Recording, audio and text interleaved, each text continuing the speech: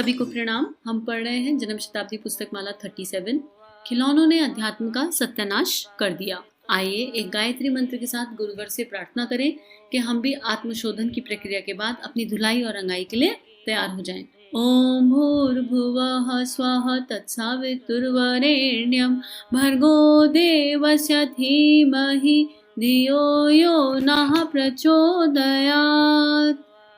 पिछले स्वाध्याय में गुरुदेव ने हमें समझाया, बहुत ही सुंदर स्वाध्याय चल रहा है। गुरुदेव हमें खिलौनों से बाहर निकाल रहे हैं और खिलौनों से बाहर निकाल के बता रहे हैं कि आत्मशोधन करना पड़ेगा। आत्मशोधन हो जाएगा तो इनर रिफाइनमेंट हो जाएगा, भावनाओं का परिष्कार होने लगेगा, विचारों का। और ये अनुभव की यात्रा है, खाली सुनने से नहीं बात बनेगी। यहाँ अनुभव है कि हमको क्या समझ में आ रहा है। जब हम करके देखेंगे तो समझ में आएगा। उसके बाद गुरुदेव ने कहा कि धुलाई और रंगाई के लिए तैयार रहो। और पहली शर्त ही ये है कि खुद को इतना चमका के ले आओ, खुद को अपने आप को उस लेवल पर ले आओ कि फिर जो रंग में गुरुदेव ढालना चाहे, जो रंग में वो परमात्मा हमें ढालना चाहे, हम उस रंग में ढल जाएं।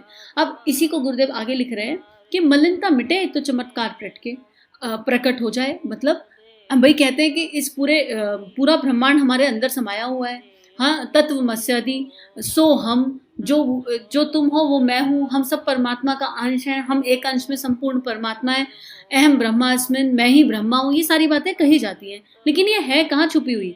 आंख बंद करके अंदर देखोगे तो क्या दिखेगा? कंकाल दिखेगा, गंदा सा खून और पता नहीं क्या क्या क्या क्या, ऐसा जो देखने योग्य भी नहीं होगा अगर सारी ऊपर की त्वचा हटा ली जाए तो फिर ये सारी दिव्यता कहाँ छुपी पड़ी है? ये दिव्यता हमारे भीतर है, फिर हमें दिखती क्यों नहीं है? तो गुरुदेव उसी को कह रहे हैं कि इतनी मलिनता ऊपर जम गई है, इतनी मलिनता ऊपर जम गई है कि वो दृष्टि नहीं है कि अपने अंदर की उस दिव्यता को देख सकें। और उस दृष्टि को जगाने के लिए अपनी मलिनता को हटाना पड़ेगा। और जब मलिनता हट जाएगी तो चमत्कार अपने आप होने लगेंगे। अब किस तरह होने लगेंगे? मित्रों, हमारे ऊपर जो मलिनताओं का आवरण, कषाय कल्मश, शारीरिक पाप के रूप में, मानसिक पापों के रूप में और आध्यात्मिक पापों के रूप में छा गया, आपको उसका निराकरण करना चाहिए। आप अपने ऊपर चढ़ी हुई मलिनता को साफ कर पाएं तो आपके भीतर वह शक्ति स्रोत, शक्ति का पुंज, जिसको हम जीवात्मा कहते हैं, स्वमेव अनायास ही शक्तिशाली होता हुआ, उभरता हुआ, उठता हुआ चला आएगा। और फिर आप अपनी आत्मा का चमत्कार, अपनी साधना का चमत्कार देख सकते हैं। देवताओं के चमत्कार नहीं, अपनी आत्मा के चमत्कार को देख सकते हैं। कौन कौन से पाप करते हैं हम? शारीरिक पाप, मानसिक पाप और आध्यात्मिक पाप। इन तीनों पापों से मुक्त होना है। अब किस तरह के शारीरिक पाप हो गए कि शारीरिक पाप में बहुत लंबी लिस्ट बन जाएगी अगर हम देखने पर आए। भाई किसी पे हाथ उठा दिया, किसी पे गुस्सा कर दिया, शरीर रूपी इस मंदिर का ध्यान नहीं रखा, और खाना पीना अगर अव्यवस्थित है, ऑर्गेनाइज्ड नहीं है, और जो वो खा रहे हैं जो अनावश्यक है, कुछ भी इस तरह का कर रहे हैं, और शरीर से किए हुए कर्म जो अनावश्यक है, जो बिल्कुल नहीं करने चाहिए। मानसिक पाप, सोच ही मलिन हो गई है, अपने को दीनहीन मान रहे हैं तो वो भी एक तरह का पाप है। अपनी दिव्यता पे फोकस नहीं कर रहे तो एक तरह का पाप है। किसी की बुराई भलाई में लगे हुए हैं तो वो भी पाप है। मन से हिंसा कर रहे हैं, मन से कुड़कुड़ कर रहे हैं, बाहर से चाहे कैसा भी कर रहे हो तो वो भी एक तरह का पाप है। आध्यात्मिक पाप तो और भी बड़ा है कि ज्ञान मिल गया, इंफॉर्मेशन है, फिर भी इम्प्लीमेंट नहीं कर रहे। ठीक है, समाज के लिए खड़ा होने की जरूरत है, नहीं कर रहे हैं। वसुदैव कुटुंबकम का भाव ही नहीं है, अपने स्वार्थ में डूबे हुए हैं, समष्टि मन की तरफ ध्यान ही नहीं है। तो ये सारे इस तरह की जो सोच है, ऐसी सोच जो मुझे संकीर्ण बनाती है, ऐसी सोच जो मुझे मेरे अंदर स्वार्थ जगाती है, ऐसी सोच जो मुझे अपने मूल गुणों से दूर रखती है। हम प्रेम ढूंढ रहे हैं सब जगह, लेकिन अगर हम सही मायने में देखें तो हम उस प्रेम की ऊर्जा से बने हुए हैं। हम अपने गुरु के, उस ब्रह्मा के, उस परमात्मा के प्रेम की ही ऊर्जा से बने हुए। ये चेतना है, हमारा रोम रोम उससे बना हुआ है, तो फिर हम उसको क्यों ढूंढ रहे हैं? तो वही गुरुदेव कह रहे हैं कि अगर हम इस तरह के पापों का निराकरण कर लें तो पहले तो एक्सेप्टेंस कि हाँ हम ये गलतियां करते आए, फिर आत्मशोधन के स्टेप केवल कर्मकांड के स्तर पर नहीं, चौकीदार के जैसे चेक करते हुए कि भाई कहाँ पे कोई ऐसा काम तो नहीं हुआ इस शरीर से, कोई ऐसा विचार तो नहीं आया मन में, भावनाएं शुद्ध हैं, आध्यात्मिक हैं, अध्यात्म के हिसाब से है, वो जो हमारा पैरामीटर है अध्यात्म का उसके हिसाब से चल रही है, वो चेक लगाना, फिर काम करना। जब हम ये करेंगे तो फूल खिलता है तो खुशबू अपने आप फैलती है ना। फूल को अपनी खुशबू फैलाने के लिए कुछ करना नहीं पड़ता ना, कि फूल खिला तो फिर राइट लेफ्ट जाता है, लोगों को बुलाता है, आओ आओ मेरी खुशबू सूंघो, आओ आओ मेरी खुशबू सूंघो। ऐसा तो फूल को नहीं करना पड़ता। तो जब हम इस रास्ते पे चलेंगे तो हमारी जीवात्मा जो स्वयं प्रकाशित है, ऊपर से मैल हटेगा तो अपने आप दिखनी शुरू हो जाएगी। भाई राख हट गया, अंगारे के ऊपर से राख हट गया तो अंगारे की जो दिव्यता है, अंगारे की जो उष्णता है, वो सब अपने आप दिखाई देने लगेगी।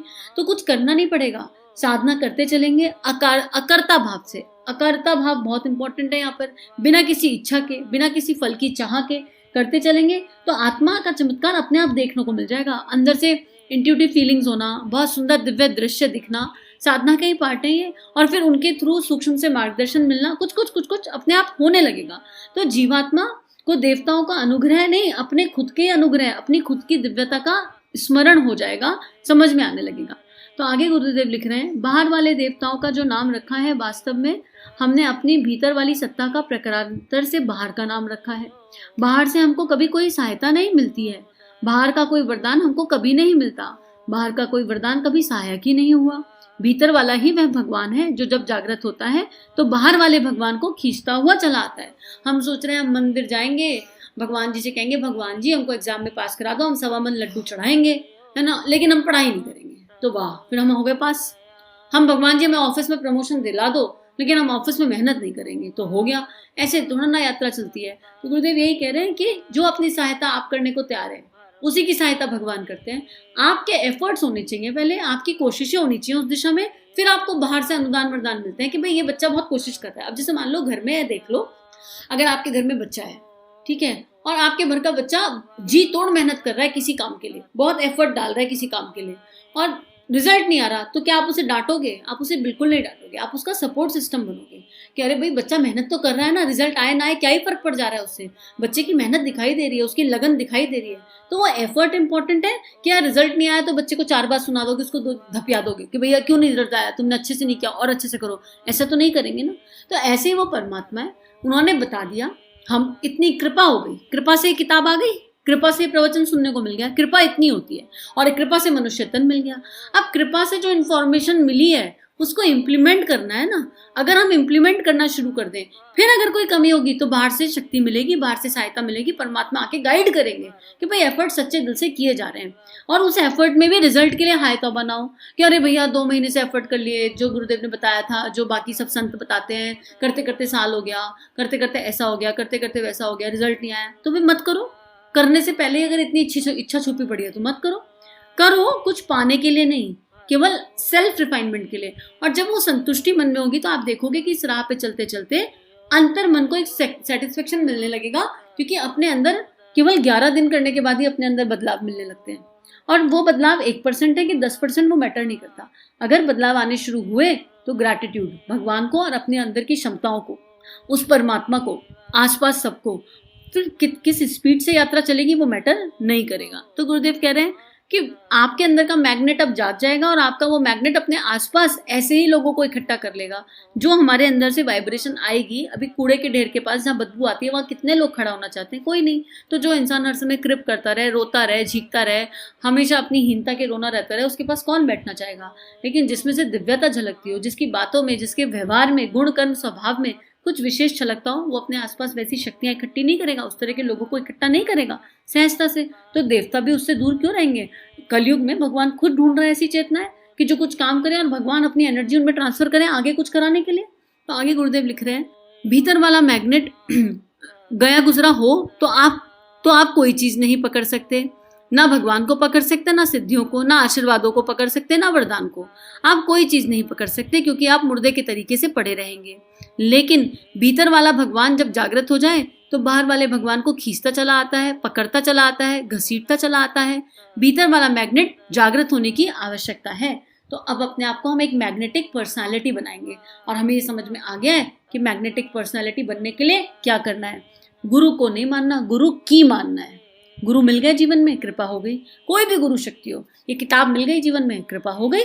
अब इस रास्ते पर चलते जाना है और एक मैग्नेटिक पर्सनालिटी बनकर रिफाइनमेंट के साथ, अपने सेल्फ रिफाइनमेंट के साथ अपने आप को चमकाना है। और ऐसा चमकना है कि ऊपर से जब वो मिट्टी हटे, राख हटे, तो अंदर से जो निकल कर आए उसका जो प्रकाश है वो सर्वत्र गुरु के संरक्षण में, जहां जहां गुरु चाहे वहां फैलता हुआ चला जाए।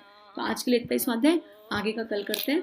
यही प्रार्थना हम सभी के लिए कि हम सबका ये ट्रांसफॉर्मेशन हो जाए और जो भी कार्य गुरुदेव हम सबसे कराना चाहते हैं, निश्चित रूप से अगर ये किताब हम तक आई है तो गुरुदेव हमसे कुछ काम कराना चाहते हैं। तो जो भी काम हमसे गुरु शक्ति, गुरु तत्व कराना चाहते हैं वो हम सब लोग मिलकर कर पाएं। सभी को प्रणाम।